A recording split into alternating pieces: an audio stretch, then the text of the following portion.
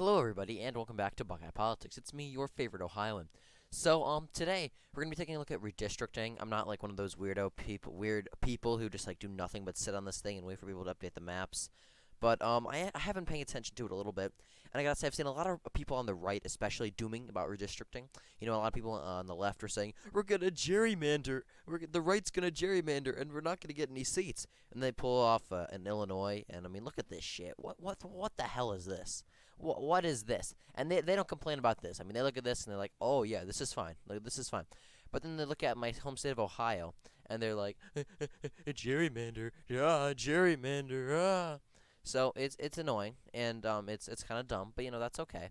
I actually think Ohio isn't gerrymandered enough, especially looking at a state like Illinois. We should really support and shore up the first district with parts of the second and the eighth, if anything, because this is a very much a detrending district.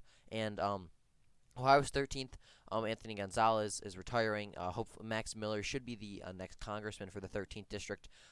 It's a right trending district, so it says swing now. It's gonna be swing for like the next cycle or two, but it is very much a white working class Republican trending area. I should know. I'm literally from here, so it's gonna go. So although in 2022, 2024, maybe pretty close in 5-10 years from now, later this decade, it should be a much more Republican leaning. It's just as of now it'll be a little more closer. So I'm overall happy with the 13th district. The first district, however, I am not happy with. We should really take more parts of the 8th and the 2nd. I know we kind of had to gerrymander it, Cincinnati up a little bit, but this is going to be a Democrat leaning district soon. No, pretty much no matter what. I mean, the Republican from there, he's pretty solid. He's pretty solid. He's kind of just a generic Republican. He's nothing special really about him. Just kind of your generic Republican. Yeah, unless he goes moderate or we shore him up a little bit, this is gonna flip. But other than that, I'm very happy with the district. Dayton's gonna keep getting more Republican. We absolutely screwed Tim Ryan over, which you love to see, even though he's running for the Senate. Um, we put Marcy Kaptur in a R+9 district. We pretty much gave Chantal Brown a free pass, and we also gave Joyce Beatty a free pass. But every other Democrat in here is pretty much screwed over, which you love to see. We'll take it. But now I actually want to look at some more interesting states, and these are the states in the Southwest, the Sun Belt part of the country. And I'm actually very impressed with what the Republicans have been doing in states like Arizona. This is a state that I'm actually very impressed with. I was honestly kind of concerned that the establishment or Republicans in the state would screw over Paul Gosar. No, they shored him up a little bit. He's in an R+33 district, so Paul Gosar is absolutely solid. He's going to be fine. But more than that, I think the interesting thing to look at is how much we screwed over the Democrats with this map. Sure, it's like not, it's about an average map, but I mean we pretty much are guaranteed two pickups. Because if you look at the Arizona second district, we have Tom O'Halloran, who's a Democrat, and we took the Arizona second district from being R+6 to an R+15 district. We gave a little bit of Paul Gosar's district, and some pretty much the Phoenix part stayed the same, except we kind of made this little hook a little smaller that extended to the Phoenix area. So he pretty much screwed over Tom O'Halloran because he's now in an R+15 district. So this should be pretty much an easy flip up. I mean, sure he won in an R+6 district, but I mean an R+6 district is much different than an R+15 district. So we should get a solid pickup right here. Also looking at the Arizona 6th district, we have Ann Kirkpatrick, who is now in an R+7 district. Before she was in a D+2. So unless she really changes her messaging, we should get another pickup in Arizona 6th district, which so very happy about that. So right now we're already looking at two pickups in Arizona, and then if we look at the really the only districts that are going to be close are going to be the 1st district and the 4th district. If we look at the 1st district, it's represented by Dave. I'm not even trying to pronounce his last name. I apologize for that. He's in an R+7 district, so he's not in a great district, but he should stay it should stay Republican for a little while. Especially since 2022 is the main year we're looking at. 2022 is going to be a red wave year, so he's pretty much going to be in a solid Republican district. Although it's only R+7. If there's a Democrat wave year, it could get a little iffy. But in a Republican wave year, David should have no problem in Arizona's 1st district.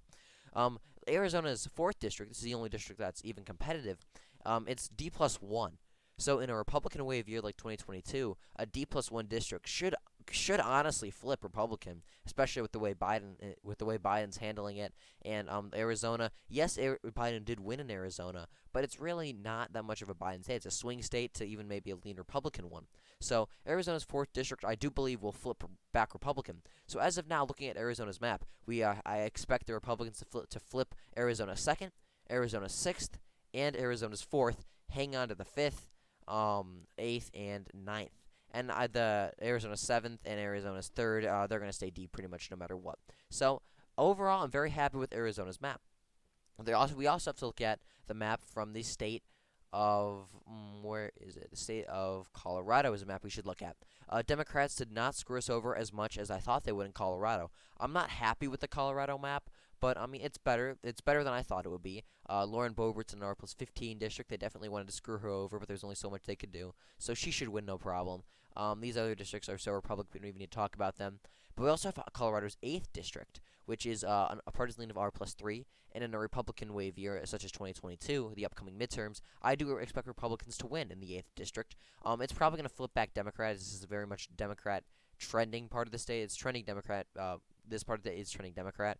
But in 2022, I do think Republicans should pick it up. Should pick it up, as it is an R plus 3 seat, and it's going to be a Republican wave year. Every other seat, pretty much, they short up Democrats, except for the 7th. We could possibly do well in the 7th. I don't expect anything interesting to happen in the 7th district. Let's see, with the 7th district, the 7th district used to be D plus 15. Now it's D plus 6. So, I mean, they kind of screwed over Ed Perlmutter a little bit, but I don't think it's going to flip. I think it's maybe get a few points closer in 2022, but I do expect Perlmutter to hold on in the 7th district. But overall, Colorado's map, for considering it's a pretty much a heavily Democrat swing state. I am very happy with Colorado's map. Now we're also going to look at the state of Nevada. Nevada is an interesting state. The Democrats of Nevada, showing their incompetence, completely screwed themselves in the 1st and 3rd district of Nevada. D plus 4, D plus 2. I completely expect the 3rd district of Nevada to flip in 2022. It's only a D plus 2. Las Vegas and Hispanics in that part of the state are trending heavy Republican. And with the DSA taking over the Democratic Party of Nevada, it's not even going to be, Nevada's going to be a Republican state sooner or later, in all honesty. Hispanics are going to keep going red in the Las Vegas area. We're going to make up some ground with Reno suburbanites, and we're going to continue to max out the rural areas. So overall, I'm very happy with the state of Nevada.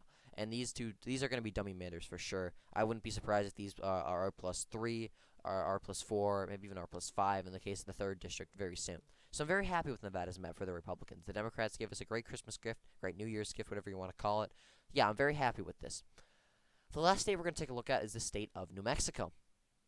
And New Mexico is a very interesting state. It's very much Hispanic, and it's pretty much it's gone heavy Democrat, but I do expect that to turn around a little bit. And I do think the Democrats really screwed themselves here. They completely screwed themselves. I don't know what they were thinking passing this map. Sure, they short up Stansbury in a D plus 11 district, which is solid, but not super solid. If there was a complete Republican wave year, it'd probably be like D plus 3, D plus 4. But still, it's not going to flip, most likely. But they completely screwed themselves in the 3rd and 2nd districts. Yvette Herrell's definitely going to hang on in the 2nd district. I see no reason she's going to lose. Or they are going to lose.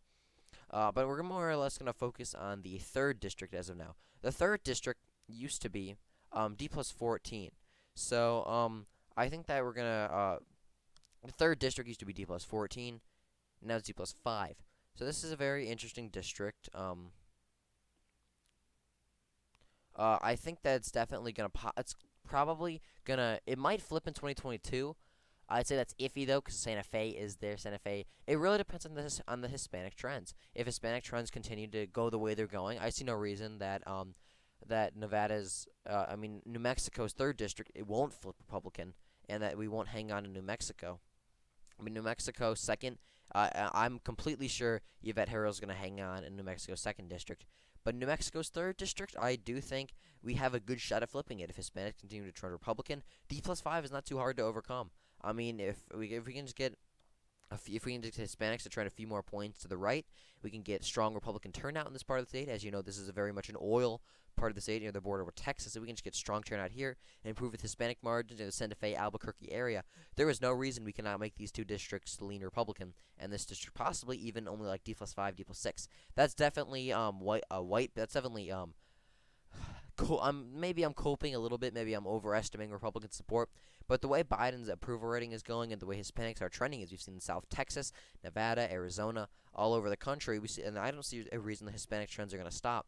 And so I do see we're definitely going to hang on to the second district, and I can also see us flipping New Mexico's third district and making the first even closer.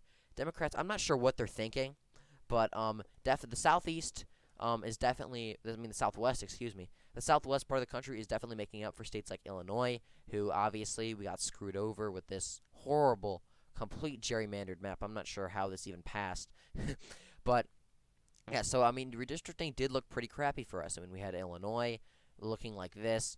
We had Indiana was one of the first states to approve their map, and I mean, all they did was shore up the neocons and the establishment Republicans, and then it was pretty much the exact same map, except they made some of the Republican districts a little more red.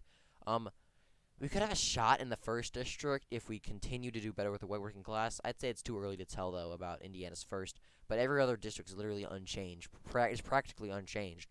And then we also saw Nebraska, that horrible map. They could have they could have saved the electorate by doing something with the second district and making the second district on the presidential level at least a lot more Republican. But no, they make it like what?